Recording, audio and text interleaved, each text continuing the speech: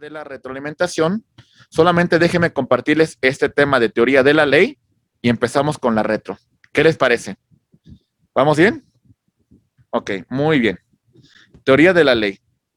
Y déjenme compartirles otro video. Nuestros miedos más profundos. Nelson Mandela. Aquí voy, ¿eh? Nuestros miedos más profundos con Nelson Mandela.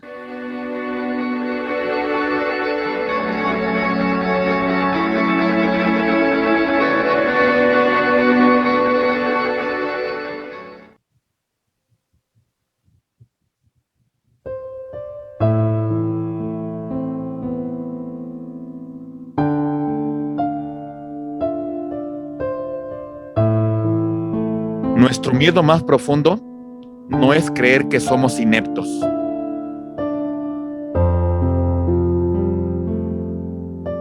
Nuestro miedo más profundo es saber que somos poderosos sin medida. Es nuestra luz, no nuestra oscuridad, lo que nos intimida. ¿Quién soy yo para ser brillante, atractivo, talentoso, fabuloso? ¿Quién eres tú para no serlo? Tú eres un niño de Dios.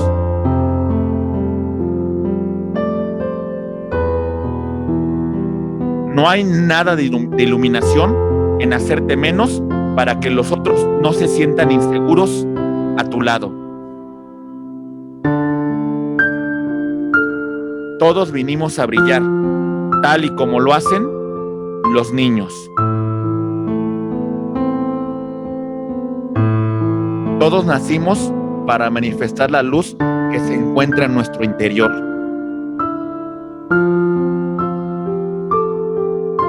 Esta luz no está en unos cuantos. Esta luz está en todos nosotros.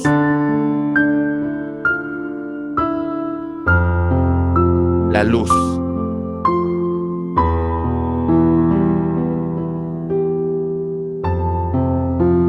Y cuando permitimos que nuestra propia luz brille, inspiramos a los demás a hacer lo mismo.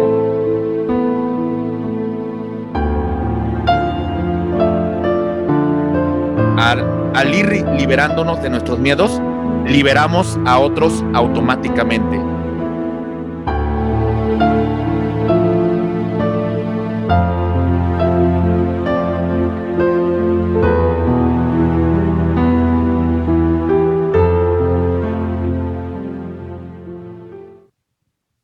Muy bien, compañeros. Nuestros sueños más profundos. Bien. Compañeros, este tema, que como tal no lo van a tener ustedes en su material, es un tema que sí complementa bastante su estudio. Me gusta mucho hacer este ejercicio. Con todo gusto, maestro Alberto, creo que le compartí la presentación para si puede compartírselos, también para que complementen este material. La teoría de la ley. Es un tema también importantísimo que debemos de complementar, compañeros. Muy bien. Y seguimos con la teoría de la ley, que es un tema también maravilloso y que espero que este tema sea comprensible para ustedes, compañeros. Vamos a ver a Leonardo da Vinci, que nos dice, el estudio sin deseo estropea la memoria y no retiene nada de lo que toma. ¿Vale? Si lo dice da Vinci, compañeros, pues de alguna manera tendrá mucha razón. El estudio sin deseo. Entonces, hay que tener el propósito, hay que tener como meta conocer, compañeros. Clasificación de la norma jurídica. Compañeros, rápidamente. Vamos a hacer una clasificación tomando en cuenta estos subtemas y a su vez cómo se complementan estos subtemas. Primera clasificación, por el sistema a que pertenece. Nacionales, locales e internacionales. Y si me voy a las nacionales, las voy a dividir en generales, voy a dividirlas en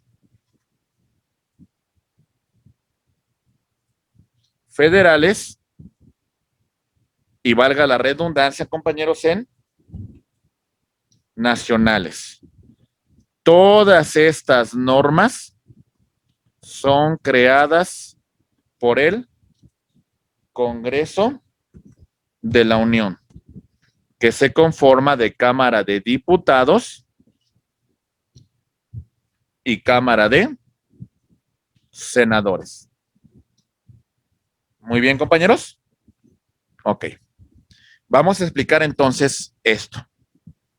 Ámbito de aplicación, ámbito de vigencia espacial de las normas nacionales. ¿Cuál es, compañeros? Bien. Aquí lo vemos. Normas nacionales tienen ámbito de aplicación en todo el territorio de la República Mexicana. ¿Sale? Aquí está. Dentro del derecho internacional se contempla una proyección hasta la estratosfera y una proyección al centro de la Tierra. ¿Vale? Dentro del derecho internacional también se contemplan 10 millas náuticas de mar territorial, ¿sale? Y 12 millas de zona económica exclusiva, ¿sale? Muy bien, compañeros. Extensión del territorio, las embajadas, los consulados, los buques y las aeronaves. ¿Sale? Es una extensión del territorio nacional. Esto es importante señalarlo porque entonces en estos ámbitos también tiene aplicación la norma mexicana. Muy bien, compañeros. Ok, entonces distinguimos algunas normas. Normas generales. En primer lugar, las normas generales.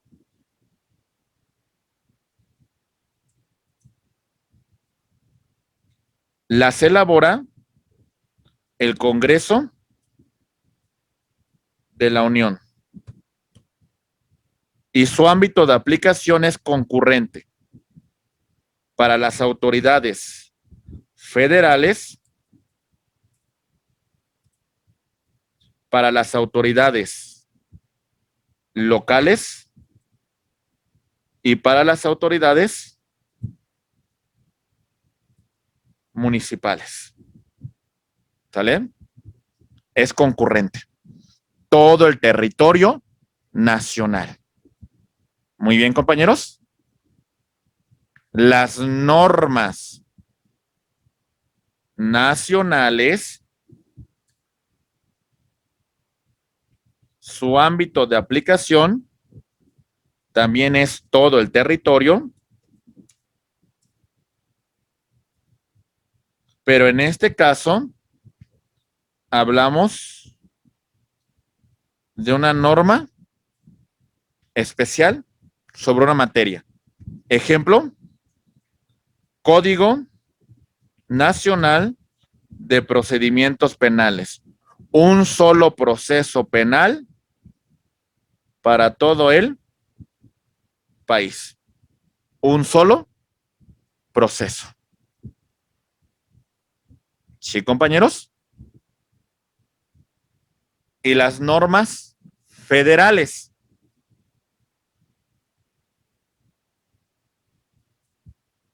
Aquí cambia un poco. ¿Aplica en todo el territorio nacional? Sí, pero solamente en ámbito de competencia de la autoridad federal o en aquellas áreas que sean administradas por la autoridad federal. Caminos y puentes por parte de la Secretaría de Comunicaciones y Transportes, los puertos, los aeropuertos, las fronteras. ¿Se entiende, compañeros? De la administración de la autoridad federal. Esa sería la norma federal. Muy bien, compañeros. Ok. Lo vamos entendiendo. Rubén Velázquez, te escucho, por favor. Gracias. La aplicación concurrente no me queda claro. Bueno, con el ejemplo del Código Nacional de Procedimientos Administrativos, la aplicación concurrente podría ser los códigos civiles de cada estado. No, eso ya hablaríamos de la legislación local. Ya eso ya entra dentro de la legislación local, ¿eh? Bueno, ok, y entonces como aplicación concurrente no entendí muy bien. Por ejemplo, la Ley General de Educación, que la aplican las autoridades federales, pero también las entidades federativas, las autoridades en lo que respecta al tema de educación, también la van a aplicar. Ok. ¿Sí? De acuerdo. ¿Sí? Muy bien. Sí, gracias. O también la Ley General de Salud. También podría pues, usted poner que es una aplicación concurrente para los 3 niveles de gobierno, abogado. Muy bien. Ok. Siguiente, compañeros. Normas locales. Ámbito temporal de validez y ámbito espacial en el territorio de una entidad federativa. Norma creada por un congreso local y que debe ser creada de conformidad con la constitución de una entidad federativa. Y a su vez esta constitución no debe contradecir a la constitución federal. ¿Sale, compañeros? Muy bien. Entonces, aquí está la referencia. Tenemos esta distribución territorial. Somos una federación. ¿Sale? En ese régimen federal vamos a tener entidades federativas, que como tal no tienen una soberanía. Las entidades federativas, la realidad es de que tienen una autonomía, y en esa autonomía van a gobernarse a sí mismos y tienen una división de competencial en un ejecutivo, legislativo y judicial. Y si habláramos del ejecutivo, también tienen su propia administración pública, ¿vale? Tienen sus propios órganos centralizados, desconcentrados, y tienen sus propios organismos descentralizados. ¿Se entiende, compañeros? Pero el ámbito de validez de estas normas es en el territorio de cada una de las entidades federativas. ¿Se entiende, compañeros? ¿Ok? Muy bien. El abogado en un sistema federal tiene que comprender esto, compañeros. Si fuéramos en un sistema de corte centralista, pues bueno, esto es un poquito más difícil de entender, aunque también existen, por ejemplo, en España, que funcionan bajo el tema de autonomías y también tienen una legislación que aplica en todo el territorio, pero también en sus respectivas autonomías. Aquí lo que nosotros tenemos que las entidades federativas van a tener su propia legislación. ¿Se entiende, abogados? Ok, muy bien. Y si fuéramos en una estricta pirámide normativa en el interior del Estado, más o menos les diría yo que es lo siguiente. En la cabeza se encuentra la Constitución. Abajo de esta Constitución tendríamos las leyes emanadas del Congreso de la Unión. Abajo, la Constitución de la entidad federativa y luego las leyes locales, los decretos, los reglamentos locales, los decretos, etcétera, etcétera. Las normas individualizadas y la integración de la norma a través de la jurisprudencia. ¿Sale? Podríamos decir una pequeña pirámide de Kelsen dentro del interior de cada entidad. Creo que Rubén, levantaste la mano, te escucho, por favor. Sí, perdón, por ejemplo, en un tema de que la Constitución aquí del Estado de México o la legislación contravenga o contradiga, digamos, las multas excesivas que la Constitución política dice que no están permitidas, ¿hay quien resuelve? ¿Pudiese usted promover un tema de inclusive de un amparo contra leyes? En un momento Yo como particular, ¿no? Yo como particular. Un amparo. Sí, exactamente. ¿Ante un juez de distrito? Exactamente, un amparo contra leyes, porque acuérdese que la Constitución es la norma suprema, ¿eh? Y nos remitimos al artículo 133 nuevamente. Ese es el argumento suficiente que usted tiene que presentar. Es más, yo le diría que ni siquiera un amparo. Usted realizaría un ejercicio de control de constitucionalidad difuso y el propio juez ante el cual usted le plantee este tema de interpretación tendría que pronunciarse, ¿eh?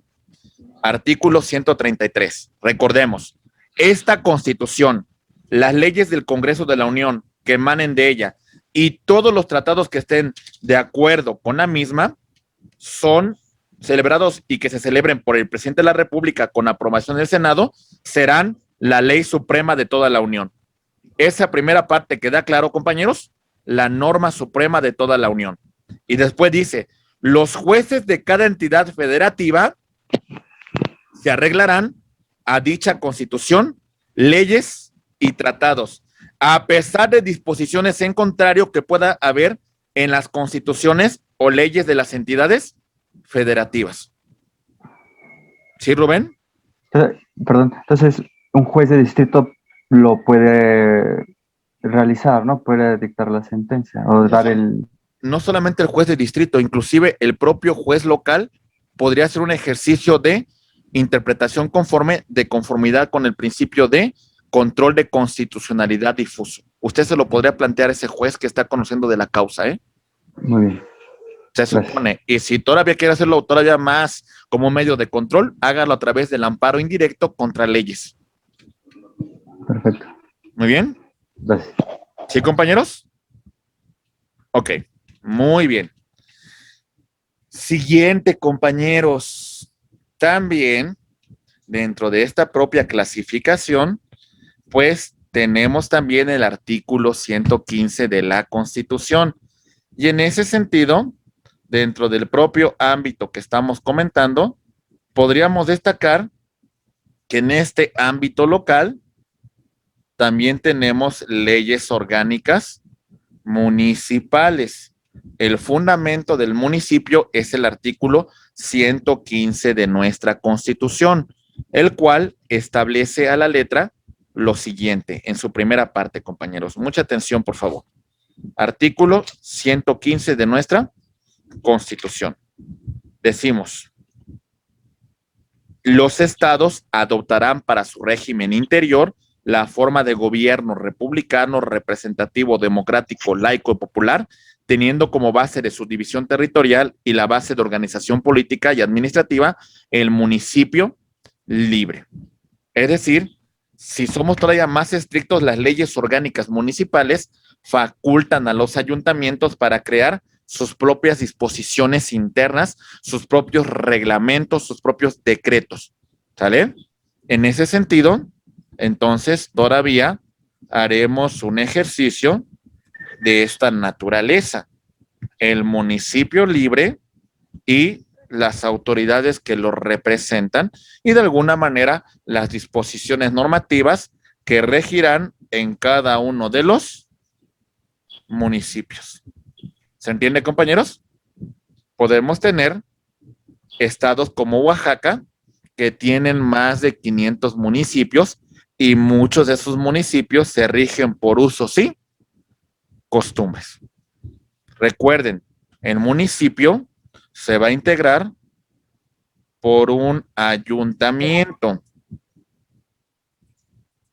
El ayuntamiento se encuentra integrado por el presidente municipal, ¿sale?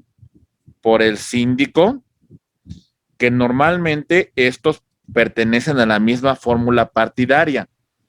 Y tenemos los regidores, ajá, y ellos en sesión de cabildo, pues van a crear la normativa que será aplicable dentro de dicho municipio. ¿Se entiende, compañeros? Aldo, levantaste la mano, te escucho, por favor. Sí, siguiendo ese tema de los municipios, conocemos lo que le llaman el mando municipal. Ajá. Este mando municipal es también hecho y regulado por el presidente municipal, síndico y regidores. Ayuntamiento, ¿sale? Así funciona, en ayuntamiento. En sesión de cabildo crean este bando municipal. ¿Qué es lo que se tiene que hacer en el dado caso que exista alguna controversia con alguna ley que disponga una pena, una multa o lo que estés inconforme con el mando municipal? Bueno, vamos a seguir con el principio de jerarquía constitucional como lo hemos establecido. Acuérdese, seguimos esa jerarquía y si esta norma se contrapone a una norma que tiene una mayor jerarquía, pues esta tendrá que prevalecer. Ok. Sí, entonces vamos a planteárselo a los propios jueces, la aplicación de esta norma. O también utilice usted el principio pro persona aplicando la norma que más favorezca los derechos humanos. Ok. ¿Sale? Gracias. Muy bien. ¿Quién más levantó la mano? No alcancé a verlo. Tenemos a Francisco, Franco y Rubén. Sí, con su permiso, licenciado, solamente era para fortalecer un poco y reforzar el conocimiento aportado por usted. Iba yo a implementar el principio de pro persona, pero a lo cual usted ya hizo una alusión y solamente como para reforzar la prerrogativa que soluciona el compañero. Muy bien. Muy bien, sí, Franco, sí, exactamente de eso se trata y qué bueno que hace esa aportación porque es una de las bases y los principios que vamos a utilizar en el tema de los derechos humanos. Siempre aplicaremos la norma que sea más favorable. Sí, bueno, de hecho igual si me permitiera el uso de la voz un minuto, simplemente hay que recordar que el mando municipal solamente va a imponer una falta administrativa ante el infractor y si hay una ley por encima de él, hay que recordarlo, ya se dijo como 4 veces en el día que no va a haber ningún protocolo, ningún mando que esté por encima de nuestra Carta Magna, solamente para hacer énfasis en ese punto y que quede un poco disipada la duda de mi compañero. Es todo, licenciado. Muchas gracias, Francisco Emanuel Franco. Y bueno, qué bueno que hace mención de esto, porque en España tendría usted muchos problemas si se hiciera llamar Francisco Franco, ¿eh? Sí, ¿verdad? Sí, No, sí, es pero que, bueno. con su perdón, pero es la maldición de la familia, ese nombre ya es de generaciones. ¿Usted su apellida Franco? Sí, sí, licenciado. Ok, pero no es de origen español usted, ¿o sí? Bueno, ¿su familia, o sí? Mi abuelo era Gachupín, ajá, de aquí de México, nacido en México, pero español. Pero no tiene nada que ver con la familia de Francisco Franco, ¿o sí?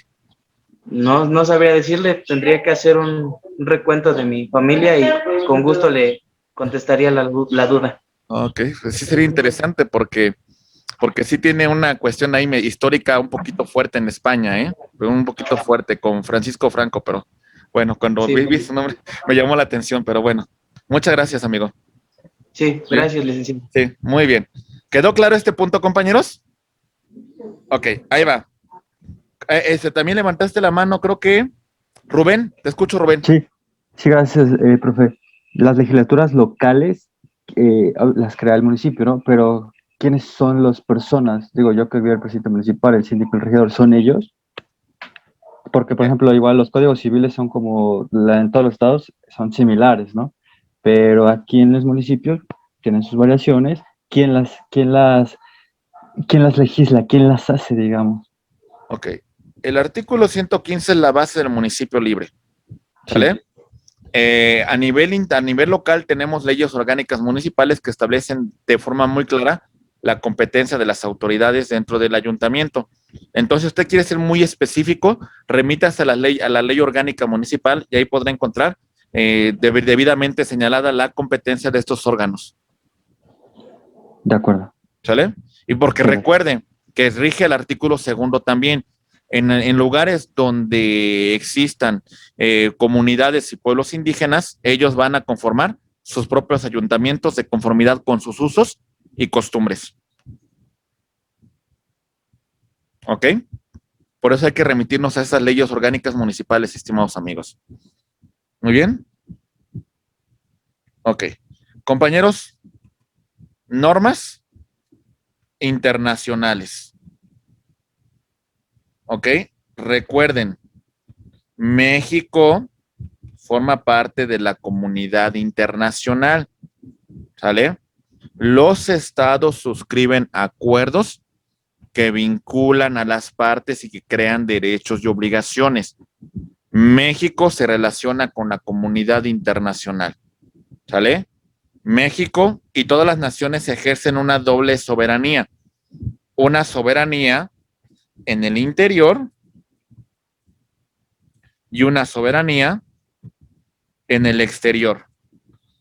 La soberanía en el exterior se le conoce como la libre autodeterminación de los pueblos. La política exterior mexicana se encuentra contemplada en el artículo 89, fracción 10 de nuestra Constitución. ¿Ok? Y vamos a remitirnos. Artículo 89, fracción 10 de nuestra Constitución. Porque acuérdense, el presidente de la República tiene una doble función en nuestro país. Es jefe de gobierno y es jefe de Estado.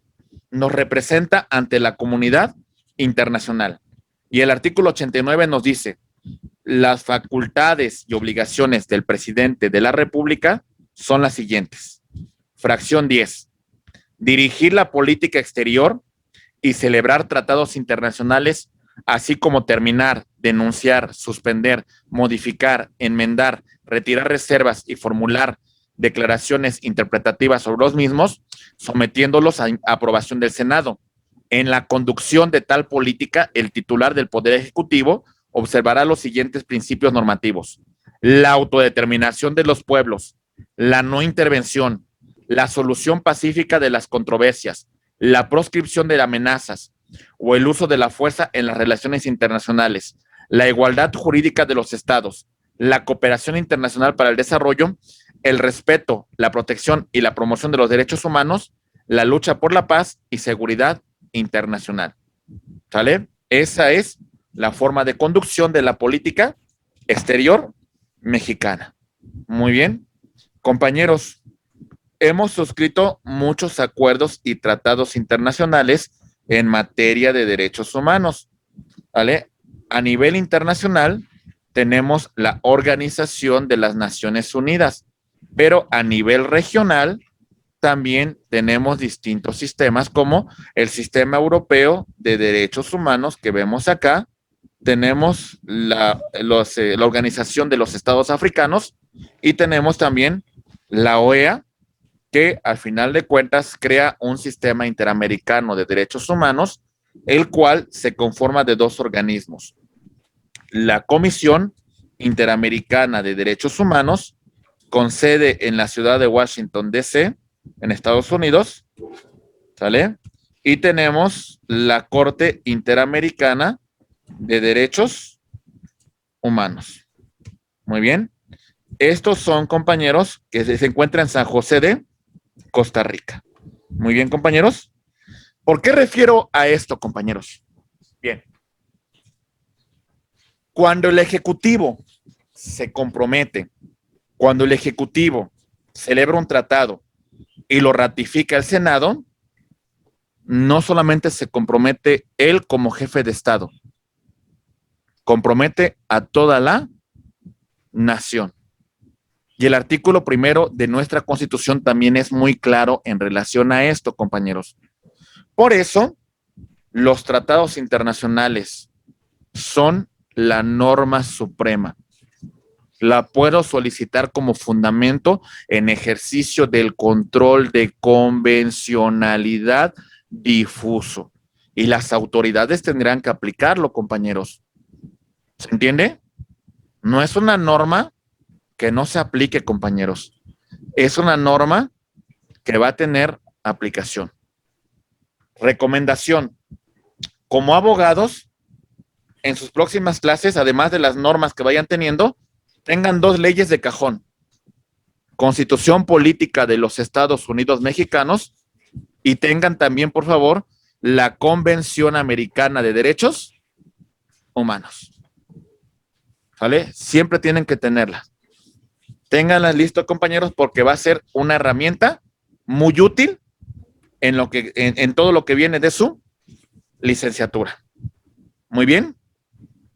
Ok. Bien. Una pregunta, licenciado. ¿Cuál era la segunda?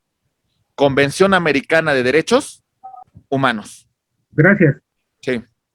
Muy bien. Ok, compañeros. Muy bien.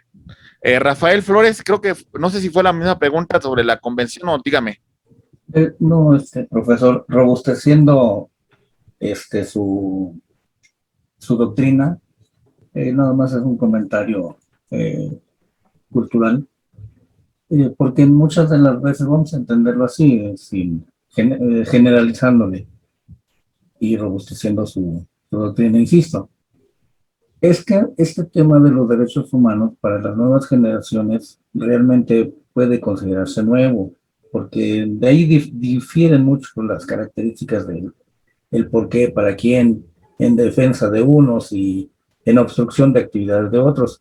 El tema directo es que en la Constitución Política de los Estados Unidos Mexicanos, decretado en 1857, nuestro país fue el primero a nivel Latinoamérica e incluso a nivel mundial, en su artículo 1, que dice, copia fiel y exacta de la actual, que los derechos del hombre son la base y el objeto de las instituciones sociales, e en consecuencia declara que todas las leyes y todas las autoridades del país deben respetar y sostener las garantías que otorga la presente Constitución. Entonces son temas que sí ya se venían contemplando desde los años de la independencia y todo lo que se vino derivando de todo ello. Es robusteciendo nada más su tema, espero no haberlo interrumpido.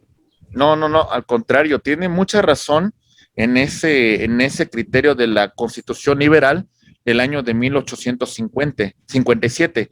Las bases de las instituciones son los derechos del hombre. En ese momento así se contemplaba, ¿no? Si era una constitución de corte liberal, era una constitución que a su momento era muy avanzada para su época, compañeros. El punto, ¿saben cuál fue? Que tuvo poca aplicación. Intervención francesa, un segundo imperio, la República restaurada, muere Juárez, el plan de Tuxtepec, Porfirio Díaz se opone a Lerdo de Tejada, Díaz llega al poder y Díaz se establece más de 30 años en el mismo. La realidad es de que, aunque era una constitución muy buena en el tema de derechos humanos, pues, tuvo poca aplicación en la práctica. Pero sí, es un tema muy importante que usted nos menciona, Rafael, que tomemos en consideración que no es un tema que sea de hoy, sino ya tiene su aspecto histórico. Muchas gracias, Rafael. Muy bien. Francisco Emanuel Franco, por favor, te escucho. Micrófono. Gracias, licenciado. Sí. Solamente para hacer un poco de énfasis también en gestión de lo que son nuestros derechos humanos, es importante tener conocimiento. A lo mejor he percatado que tengo compañeros que trabajan conmigo en el sector de seguridad pública. Es importante que tengamos de conocimiento estos temas tan delicados, porque siempre se debe tener en cuenta que el actuar de un funcionario encargado de hacer cumplir la ley también es importante y influye en los derechos humanos para no caer en algún tipo de omisión.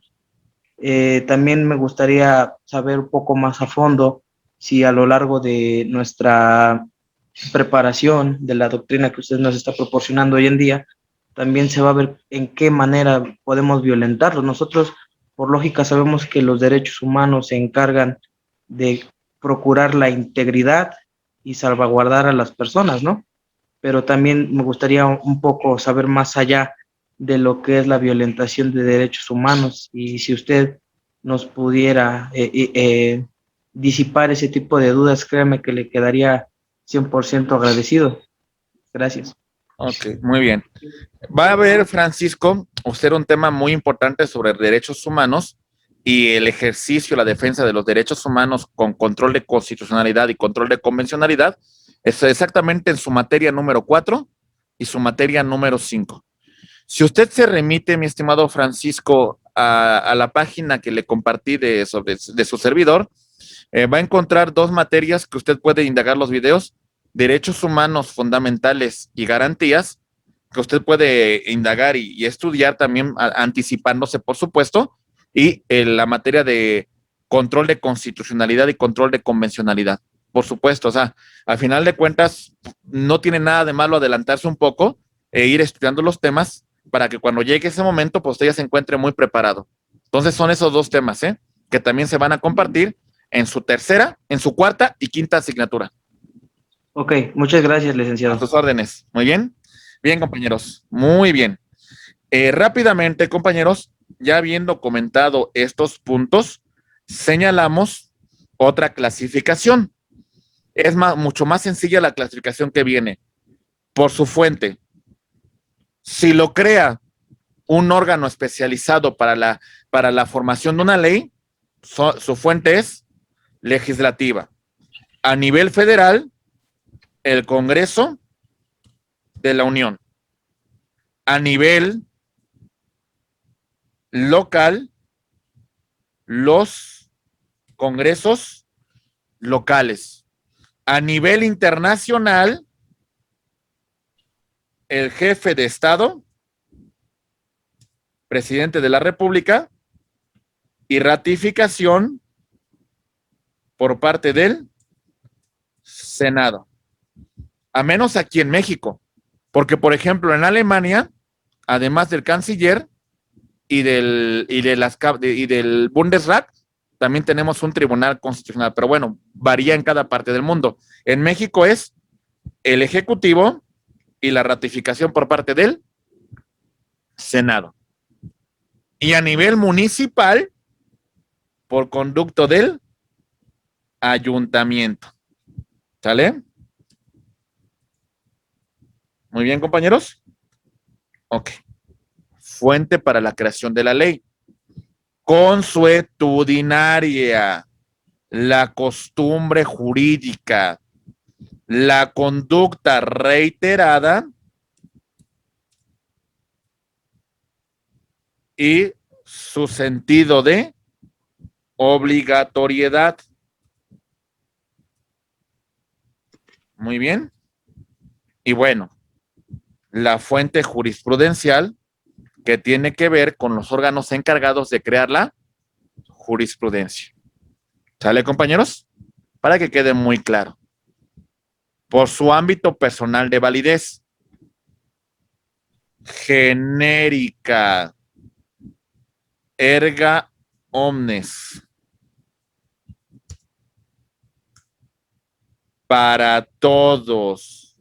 La norma es general y la norma es obligatoria para todos. ¿Se entiende, compañeros? Individual para las personas que se encuentran en un conflicto. Un ejemplo de una norma individual sería una sentencia. En materia laboral, todavía mientras no desaparezcan, serían los laudos. ¿Sale, compañeros? Muy bien. Norma constitucional por su jerarquía. ¿Dónde se encuentra? Dentro de la norma suprema, dentro de la norma base del ordenamiento jurídico. En esos 136 artículos, en esos transitorios. Ordinarias. Atención, compañeros. Las ordinarias son las normas derivadas de la Constitución. Ejemplo, esto. Aquí como vemos. Ahí voy, perdón.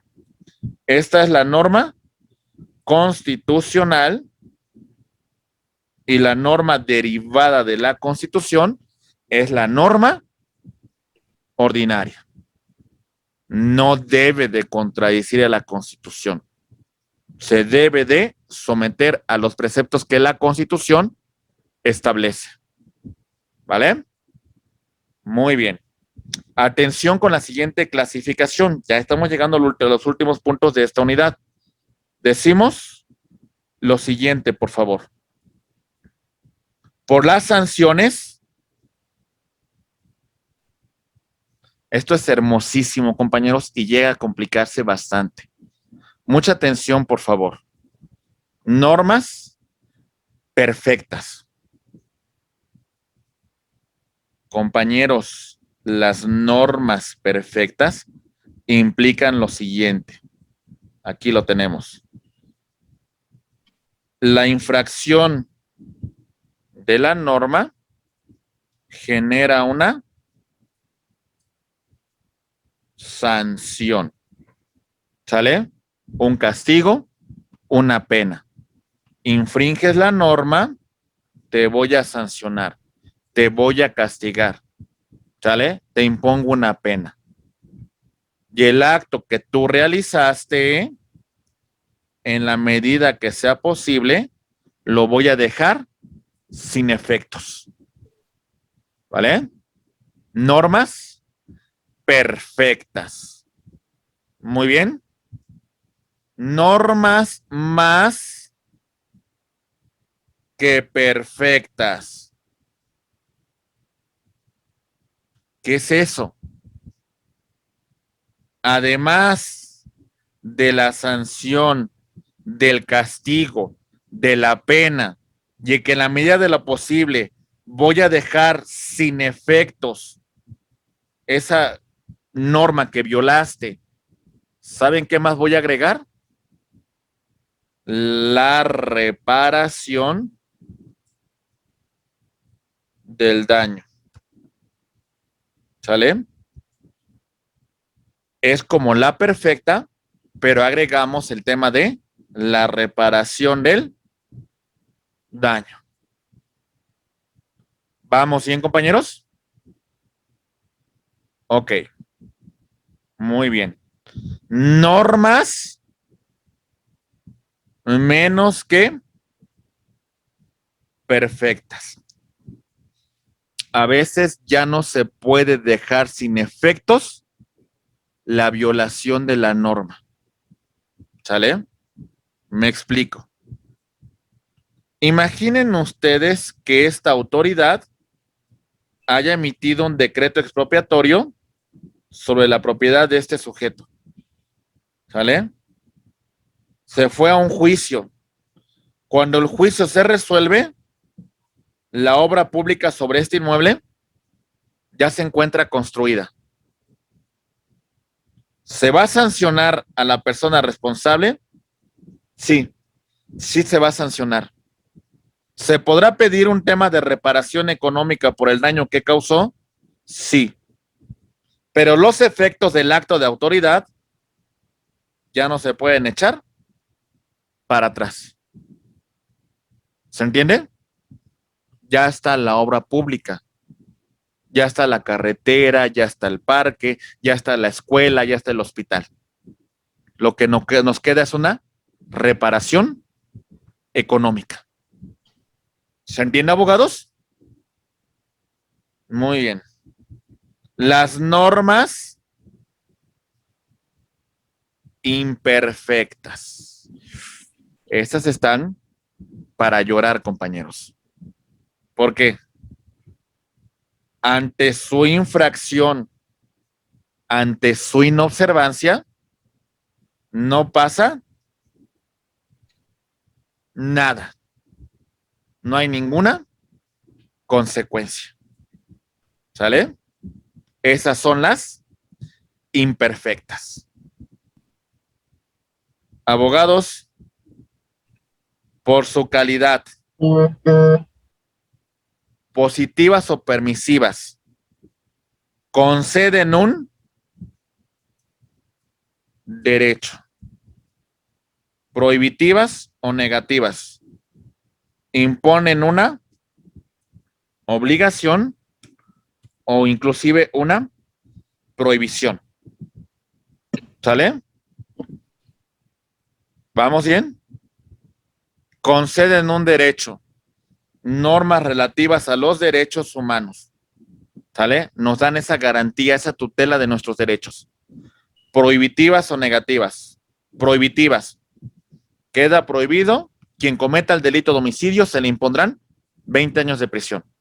Es una norma prohibitiva o negativa. ¿Se entiende, compañeros? Normas por su relación de complementación. Primarias. No dependen de ninguna otra norma para que existan.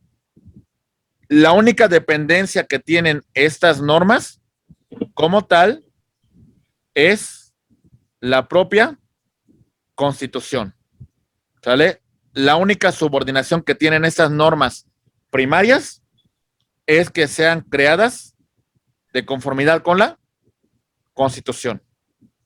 ¿Sale? Normas secundarias dependen de la existencia de una norma primaria, sin la cual no tienen sentido, no existen, compañeros. Se subordinan a una primaria. Ejemplo, reglamento. El reglamento complementa, interpreta la ley. El reglamento se encuentra subordinado a la existencia de una norma. ¿Puede haber una ley sin reglamento? Sí. Lo que no puede existir es un reglamento sin ley. El reglamento, que es una norma secundaria, se subordina a una norma primaria, la ley. ¿Bien, abogados? Muy bien. Subordinada. Francisco, te escucho, por favor. Hablando de leyes primarias y secundarias, también puede decirse que de ahí nacen los diferentes tipos de protocolos, ¿no? Que se han ido planteando. Por ejemplo, no sé, un ejemplo, no recuerdo, pero el artículo que faculta, no sé, a un policía para realizar una inspección o algo así, ya se basa como un protocolo, ¿no? Y ya nos da un marco jurídico donde nosotros podemos, por ejemplo, decir el artículo 251 del Código Nacional de Procedimientos Penales para poder realizar una inspección por un acto de molestia, ¿no? Exactamente, los protocolos son una norma secundaria, se encuentran subordinados a una norma primaria, la que les da origen, ¿sale? ¿Puede existir la norma sin protocolos? Sí. Lo que no puede existir es el protocolo sin la norma que lo sustente, que le dé origen. Muy bien. Ok. Alberto Camacho, te escucho, por favor. Sí, o pudiéramos decir que otro ejemplo de este tipo de leyes o de normas, perdón, pudieran ser los reglamentos de las leyes orgánicas de las diferentes fiscalías. Por supuesto. Los reglamentos son una norma secundaria. Se encuentran subordinados a la norma principal, la que le da origen, la que le da sustento a ese tipo de normativa. ¿Sí, Alberto? Muchísimas gracias. Muy bien. Rápidamente, abogados, decimos normas taxativas. Como dijera el payaso Broso, quieren que les cuente un cuento, no, me vale. La palabra es, estas normas no preguntan si están o no ustedes de acuerdo con la aplicación de la ley. No les dice si se quieren subordinar ustedes o no la ley. No les dice si quieren pagar o no un impuesto. Se imponen, obligan, vinculan. ¿Se entiende, compañeros? Disponible.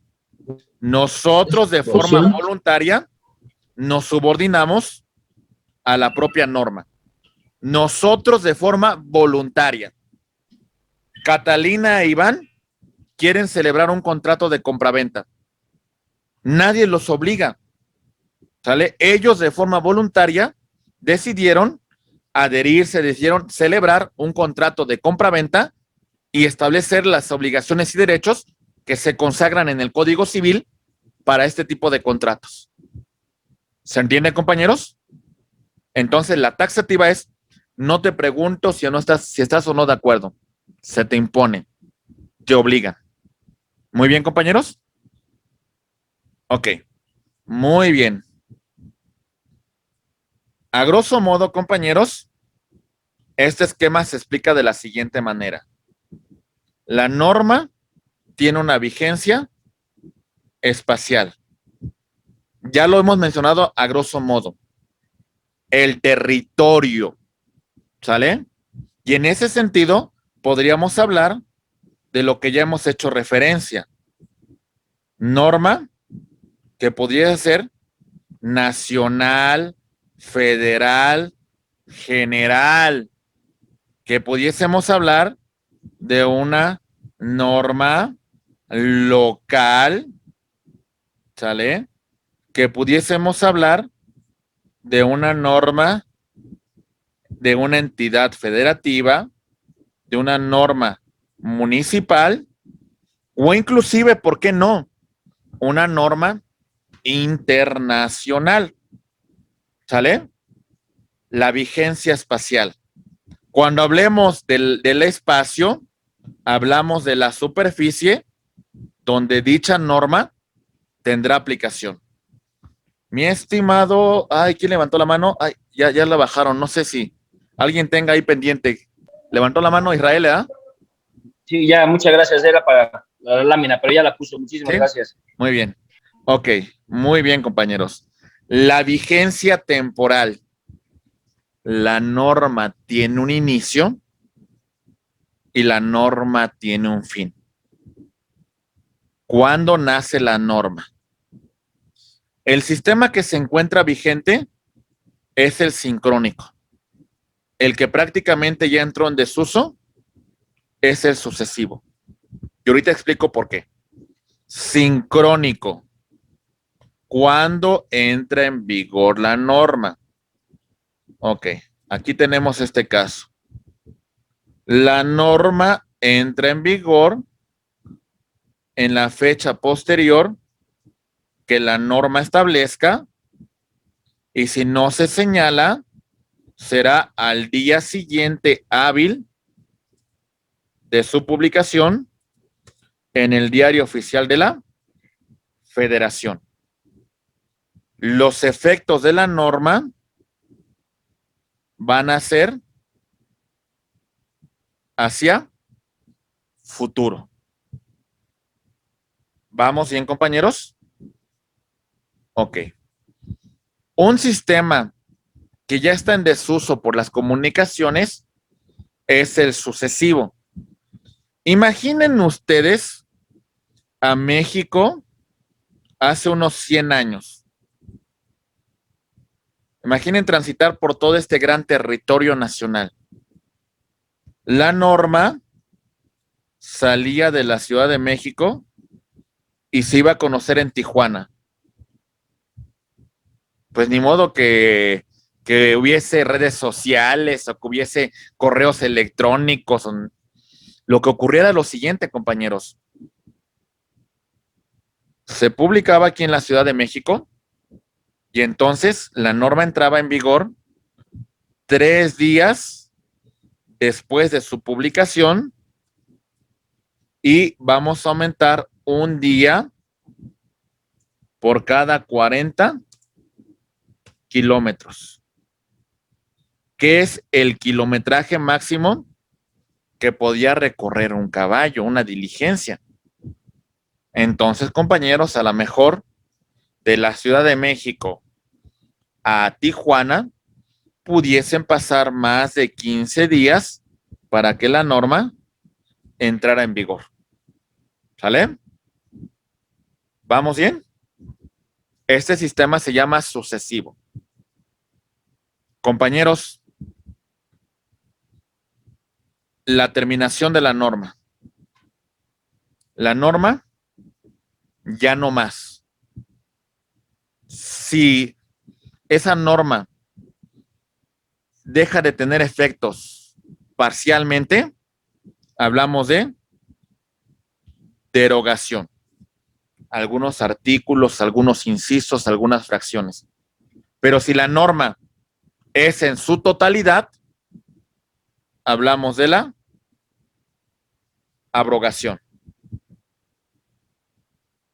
Algunas normas, de forma expresa, como el Código Fiscal de la Federación, señalan cuándo dejan de tener vigencia. ¿Sale? Otras normas, pues de alguna manera, dejan de tener vigencia cuando una norma posterior las hagan incompatibles. Ejemplo, aquí voy. Imaginen ustedes, compañeros, que hoy tenemos un Código Nacional de Procedimientos Penales. Antes teníamos códigos de procedimientos penales para cada entidad federativa. En esa medida, estos códigos ya son incompatibles con la existencia de un solo código a nivel nacional. Tácitamente quedan sin efectos. ¿Sale? La vigencia personal. Hay normas que solamente aplican a los nacionales. Normas de naturaleza política. Hay normas que solamente aplican a los extranjeros. Normas migratorias. Hay normas que solo aplican para las personas mayores de edad. Capacidad de ejercicio. Hay normas que protegen a los menores de edad. Interés superior del menor y las cuestiones de cómo se representan. Hay normas que establecen que el domicilio es el lugar donde las personas cumplirán con sus obligaciones. Y si no tiene domicilio, ¿cuál será? Su lugar de trabajo. Y si no tiene ni trabajo, a los transeúntes es donde simplemente se encuentren, compañeros. ¿Sale? Ok, otro tema importante que tampoco se podrá agotar del todo, compañeros, porque es un tema muy complejo, es dónde se aplica la norma. ¿Qué norma se va a aplicar? ¿Nacional? ¿Estatal? ¿Federal? ¿Qué norma? Hay que analizar cada caso en concreto. Hay que verificar bajo qué tipo de normas estoy yo rigiéndome. ¿Sale? En este caso, pues a lo mejor un asunto determinado que ocurre aquí en Sonora tiene que ver con las autoridades federales. Entonces, la competencia será de la norma federal. ¿Sale?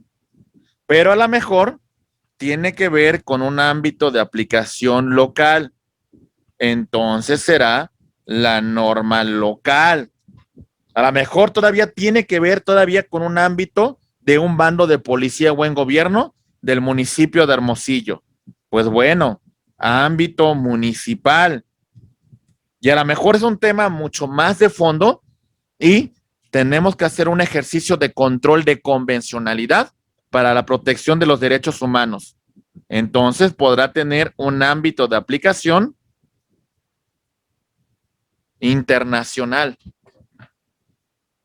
¿Se entiende, compañeros? ¿Sale?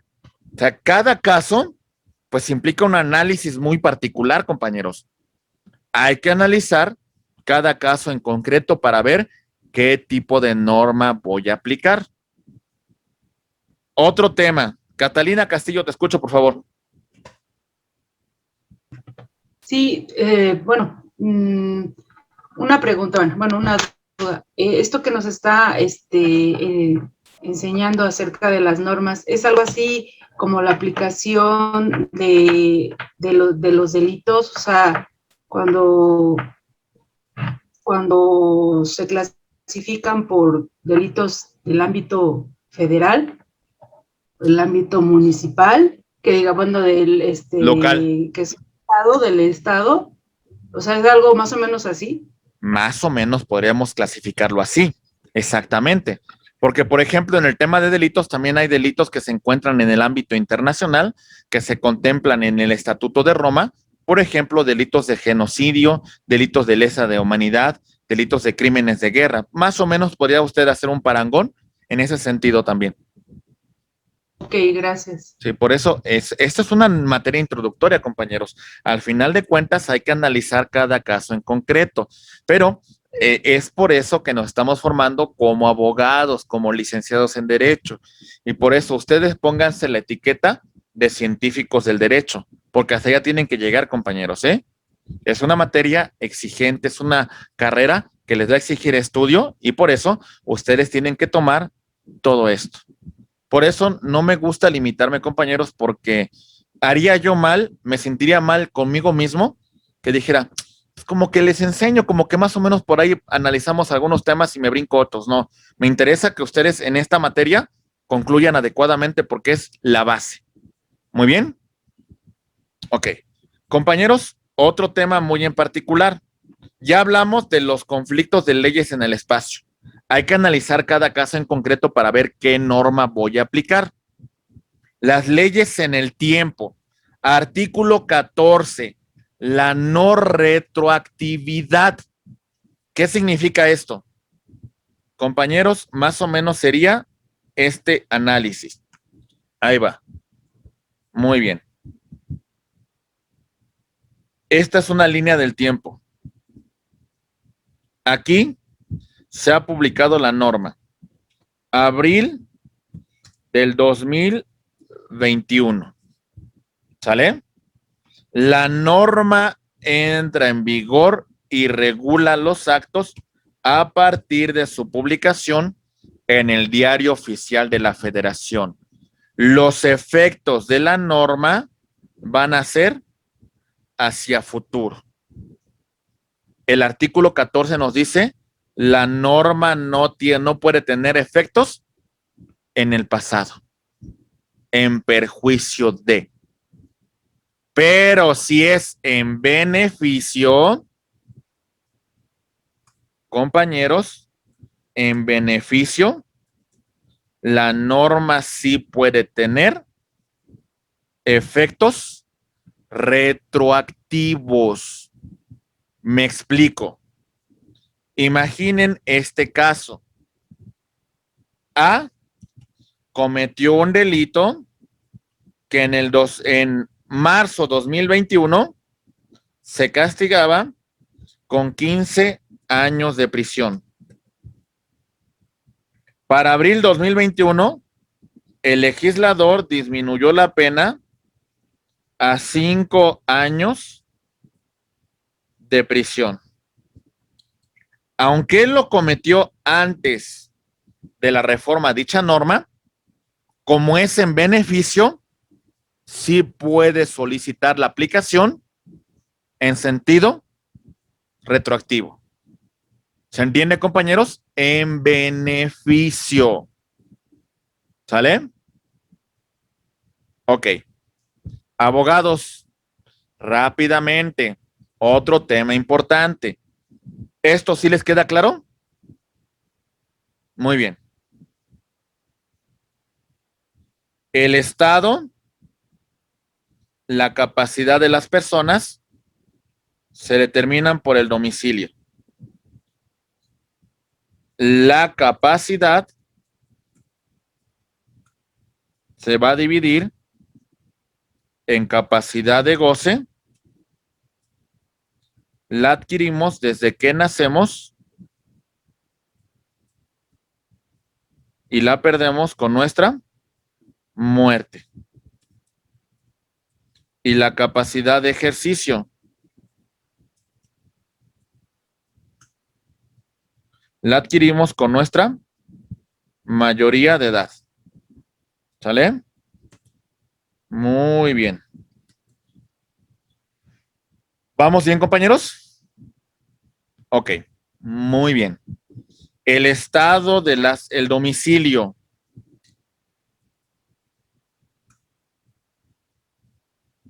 Será su residencia. No tiene residencia. Su lugar de trabajo. No tiene trabajo. Donde simplemente se encuentre. ¿Sale? Muy bien. Catalina Castillo, te escucho, por favor. Y después Israel Quiroz. Catalina, te escuchamos, por favor. No, es que no le quité la manita. Ah, muy bien. Israel. Licenciado, buenas tardes. Hola, buenas tardes, Israel. Mire, retomando el tema de lo retroactivo, nada más para aclarar una duda. ¿La ley es retroactiva o no es retroactiva? No me quedó muy claro ese tema. No va a ser retroactiva, pero aplicamos un principio de interpretación en pro de los derechos humanos que sí la podemos hacer retroactiva siempre y cuando sea en beneficio. Solamente en beneficio, Israel. Sí, o sea, supongamos que hay una demanda, el juez ya dictó pues sentencia o ya hubo una solución, las partes como se quedan, ya en lo posterior ya no hay ningún cambio, solamente si hay en beneficio, ¿entiendo bien? A ver, sí. Usted cometió el delito de secuestro. ¿Sale? Okay. Vamos a suponer que lo castigaron con 60 años de prisión. ¿Sale? Ya tiene una pena, ya tiene una condena. Resulta que esta 4T disminuye la pena del delito de secuestro y dice, bueno, ya no lo vamos a castigar con esta pena, ahora se va a disminuir a 20 años de prisión. Usted ya tiene una sentencia que lo condenó a 60 años. Ahora se reduce la pena a 20 años. Usted podrá solicitar la aplicación retroactiva de la ley. ¿Por qué? Ok. Porque es en su beneficio. Al revés, no podría ocurrir. Cuando usted cometió el delito, se castigaba con 10 años de prisión. Meses después, se reforma la ley y ya no se castiga con 10, se castiga con 30 años. Lo siento, se debe aplicar la norma en el que estaba vigente cuando ocurrieron los hechos. No se me puede aplicar en perjuicio, pero en beneficio Okay, sí podemos obtener esta interpretación, abogado. Esa aplicación sería en el tema penal, pero por ejemplo en un tema civil o mercantil. Podríamos utilizar también el criterio de interpretación conforme, principio por persona. Si le beneficia, adelante. Okay. ¿Sale? Okay. Muchísimas gracias. A sus órdenes. Rubén. Y después creo que tenemos a... Sí, Rubén. Ahorita tenemos a Rubén. Por favor, Rubén, Sí. te escucho. Profe, perdón, nada más una duda. ¿Cuál es el fundamento legal para la lámina que estamos viendo en pantalla? Cuando no hay existencia de residencia, va a ser tu trabajo y así. ¿Hay algún fundamento legal?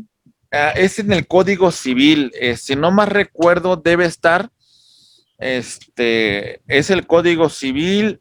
Deben ser el capítulo de atributos de la personalidad, en especial el domicilio. Ahorita exactamente no lo recuerdo, pero es en el Código Civil, abogado. Atributos de la persona. Perfecto. ¿Vale? Sí, muchas gracias. A sus órdenes. Abogados, otro tema respecto a la ley. Fundamental. La aplicación de la norma. Interés público.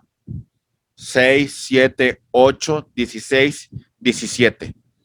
Los particulares y la autoridad no pueden alterar, modificar la ley ni dejar de cumplirla. ¿Sale? Hay que cumplirla, compañeros. Se pueden renunciar a derechos privados si no perjudicamos a terceros. ¿Sale? Yo le debo una lana a Wendy y Wendy me dice, pues bueno, págueme solamente capital, págueme nada más solamente capital y renuncie a los intereses. Eso sí se puede. ¿Sale? Catalina tiene una situación de pensión alimenticia con su excónyuge. Catalina no puede decirle a su excónyuge, ¿sabe qué? Renuncio a lo que le debías con antelación de pensión alimenticia a mi menor hijo. No, porque ahí afecta derechos de terceros. ¿Se entiende? ¿Recuerdan la película de la ley de Herodes cuando Vargas modificaba la ley para hacerla a su beneficio? No se puede modificar ni alterar la ley, ni dejar de cumplirla. ¿Se puede renunciar a ciertos derechos? Sí, siempre y cuando no perjudiquen a terceros. Catalina, te escucho, por favor. Levantaste la mano hace ratito. Te escucho, por favor.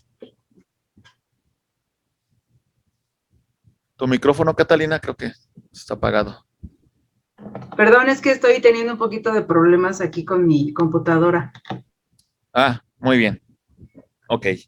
Bien, compañeros. A ver, tenemos otros dos participantes. Creo que es Rubén Velázquez. Te escucho, Rubén. Perdón, profe, otra vez.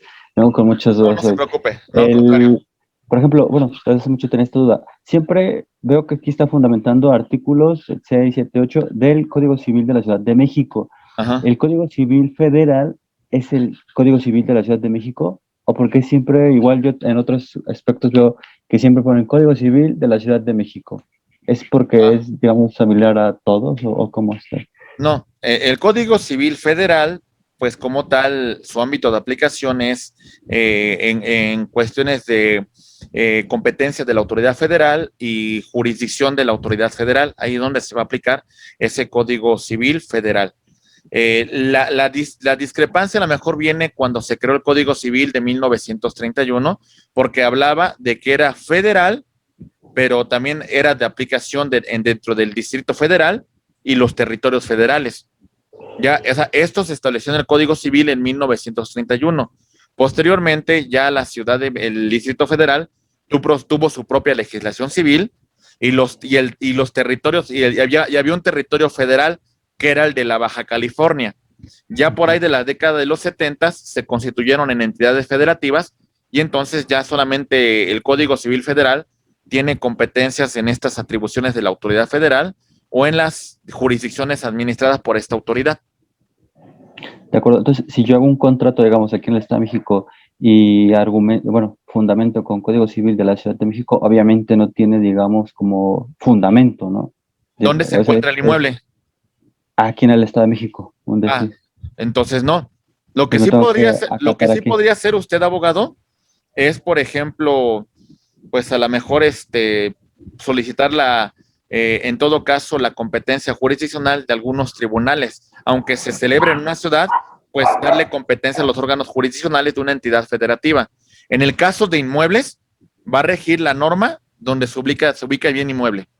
Perfecto. Ese sería su fundamento. Excelente. ¿Sale? Gracias, profe. Muy bien. Compañeros, la ignorancia de la ley no excusa su cumplimiento. ¿Sale? No podemos apelar a que no sabía, a que yo creía que era legal. No, compañeros, no se puede alegar eso. Lo que sí podemos tener es de que el juez pues interprete la norma en un sentido favorable, en un sentido no tan restrictivo. Si una de las partes tiene un notorio atraso intelectual, si se encuentra alejado de las vías de comunicación, si tiene una situación económica paupérrima. Muy bien. Algunas facilidades. Te exento de algunas sanciones, no te voy a castigar, o te doy un plazo para el cumplimiento mucho más amplio, pero tomando en consideración esas atenuantes. Compañeros, penúltimo tema antes de llegar a la última unidad y los últimos ejercicios de retroalimentación. Compañeros, decimos lo siguiente. Muy bien. La laguna de la norma.